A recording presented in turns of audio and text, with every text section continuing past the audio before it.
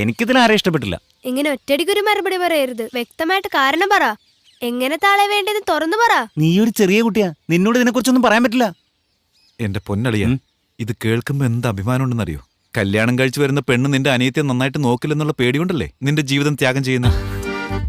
ഇതൊക്കെ വലിയ കാര്യമാണോടാ? എനിക്കെന്റെ അനിയത്തിയല്ലേ പ്രധാനം. ഇങ്ങനൊരു ചേട്ടനെ കിട്ടണമെങ്കിൽ പുണ്യം ചെയ്യണം മോളെ. എനിക്ക് വേണ്ടി ജീവിതം ത്യാഗം ചെയ്യാൻ പോണെന്നാ കേൾക്കാൻ നല്ല രസമൊക്കെ ഉണ്ട്. എന്നാൽ ആളിവനത്ര നല്ലവനല്ലല്ലോ. എവിടെയോ ലോജിക്കിന്റെ ഒരു പ്രശ്നമുണ്ട്.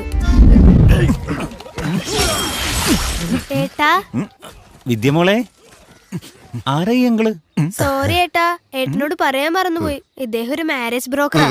നിന്നെ ഹെൽപ്പ് ചെയ്യാൻ ഒരാള് വേണ്ടേ, അതുകൊണ്ടാ. നിനക്ക് ആകെയുള്ള ഒരു ഫ്രണ്ട് ആണെങ്കിൽ തീറ്റക്കാര്യത്തിൽ മാത്രമേ ശ്രദ്ധയുള്ളൂ. പ്ലീസ് ഏട്ടാ, എനിക്ക് വേണ്ടിയെങ്കിലും സഹകരിക്ക്. ഇതിൽ 20 ഫോട്ടോ ഉണ്ട് സാർ. ഏതാ നല്ലത് നോക്കി ഒന്ന് സെലക്ട് ചെയ്യ് സാറേ. ഇതൊക്കെ ഇതും ഓക്കെ.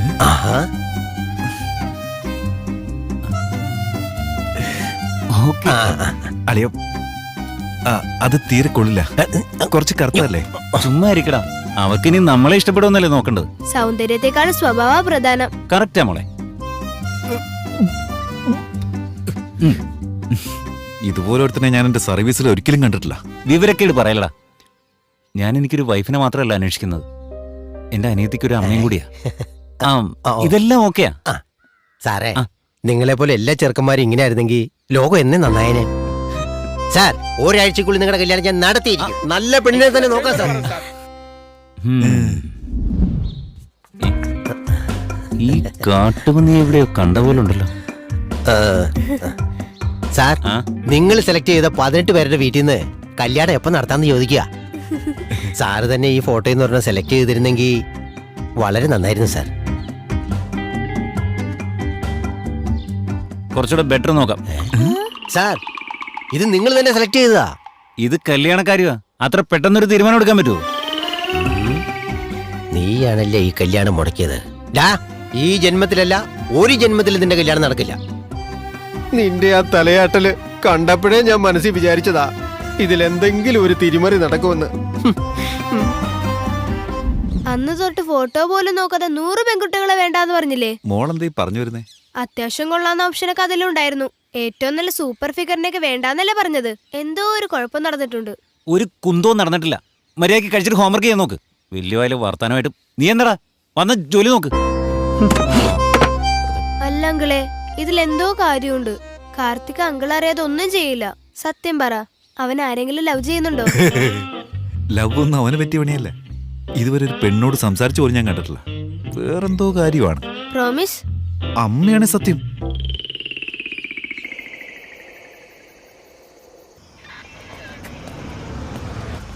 ഒന്ന് ഒതുക്കേ. ഞാനൊരു ഡോക്ടറാ. ഊതാൻ.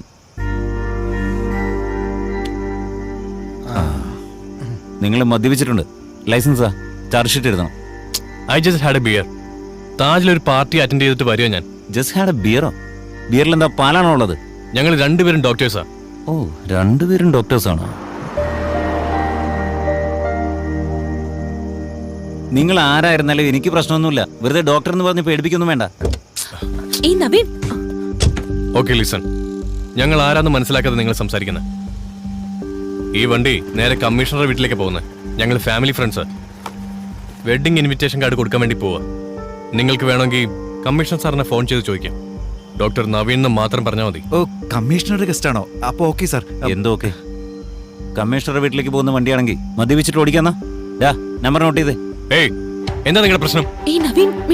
ഞാൻ ഇത്രയും നേരം മര്യാദക്കല്ലേ സംസാരിച്ചേ? What's problem? Please stop Renu. Renu, stay in the car. Renu, അപ്പൊ വാളിയാ, നമുക്ക് അടുത്ത കളക്ഷൻ നോക്കാം. ഇതിനെപ്പോലുള്ള ആളുകളുണ്ടെങ്കിൽ നമ്മുടെ നാട് നന്നായത് തന്നെ. നാട് നന്നാക്കുന്നതിനൊക്കെ മുമ്പ് ആദ്യം കുടിക്കാതെ വണ്ടി ഓടിക്കാൻ നോക്ക്. കമ്മീഷണറുടെ ഗസ്റ്റ് ആയതുകൊണ്ട് വെറുതെ വിടുമെന്ന് വിചാരിച്ചു. എന്തിനാ വെറുതെ പ്രശ്നം ഉണ്ടാക്കിയേ? പ്രശ്നം അവനല്ല, ആ പെണ്ണാടാ. പെണ്ണ? നീ എന്തീ പറയുന്നേ? അന്ന് വിദ്യ എന്താ എല്ലാ പെണ്ണുങ്ങളെയും റിജക്ട് ചെയ്തെന്ന് ചോദിച്ചില്ലേ? ഈ പെണ്ണ് കാരണം. ഞാൻ വിശ്വസിക്കില്ല. നീ എന്തുണ്ടെങ്കിലും എന്നോട് പറയാറുള്ളതല്ലേ.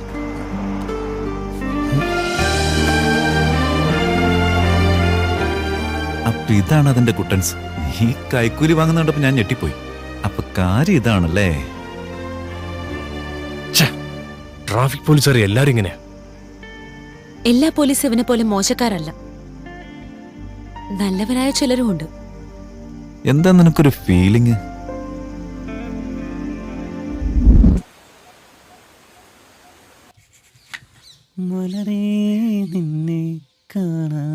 എനിക്ക് ആ പെണ്ണിനെ കാണണം. എന്താ അപ്പൊ പറഞ്ഞല്ലേ, ഇനിയിപ്പോ ഞാൻ പ്രത്യേകിച്ച് പറയേണ്ട കാര്യമില്ലല്ലോ. അടുത്ത ജോലി നോക്കിയേക്കാം. നീ ഒരു കിഴങ്ങനാ. നിന്നെ ഒരുത്തി സ്നേഹിക്കുന്നുണ്ടെങ്കിലേ അവളെ എനിക്കൊന്ന് കാണണം. അതേപോലത്തെ പെൺകുട്ടികളെ എനിക്ക് അന്വേഷിച്ച് കണ്ടെത്താലോ. ഞാൻ ആ പെണ്ണിനെ കണ്ടതും സത്യമാ, എനിക്കിഷ്ടമായി എന്നുള്ളതും സത്യം. എന്ന് കരുതി അറിയാത്തൊരു പെണ്ണിന് വേണ്ടി താടി വളർത്തിക്കൊണ്ട് നടക്കാനൊന്നും എനിക്ക് പറ്റില്ല. Chapter closed. അറ്റ്ലീസ്റ്റ് ആ ഫോട്ടോ എങ്കിലും ഒന്നും കാണിക്കാൻ പാടില്ലേ? ഫോട്ടോ ഉണ്ടോ? അയ്യേ, അതൊക്കെ ഞാൻ എപ്പോഴേ കീറിക്കളഞ്ഞില്ലേ.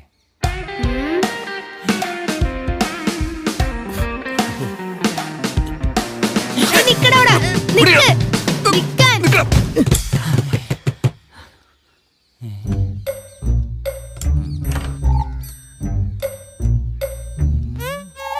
മോളെ,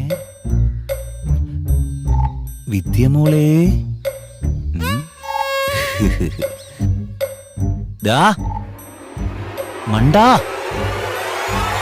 ഇവന് കേൾക്കുന്നു. അത് ശരി, ഇതാണല്ലേ പരിപാടി.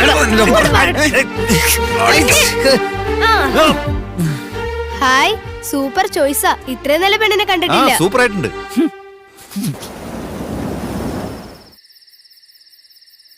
ഈ പട്ടണത്തിൽ ഒരു ഭീകരമൃഗത്തിന്റെ കടിയേറ്റ് പലർക്കും ജീവഹാനി സംഭവിച്ചു എന്നാണ് റിപ്പോർട്ടുകൾ പറയുന്നത്.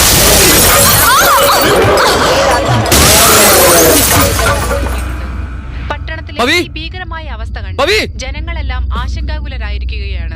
സർക്കാർ ഇത് വിശകലനം ചെയ്യാനായി ഒരു അടിയന്തര മന്ത്രിസഭാ യോഗം വിളിച്ചുകൂട്ടിയിരിക്കുകയാണ്.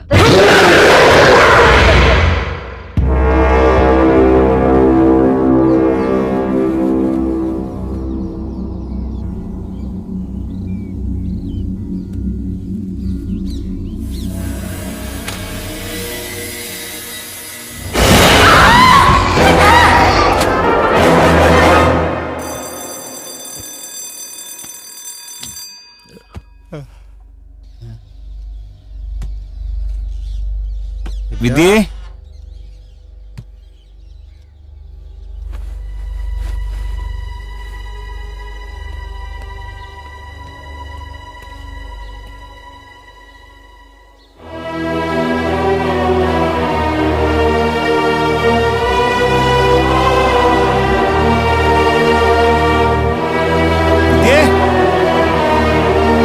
വിദ്യേ,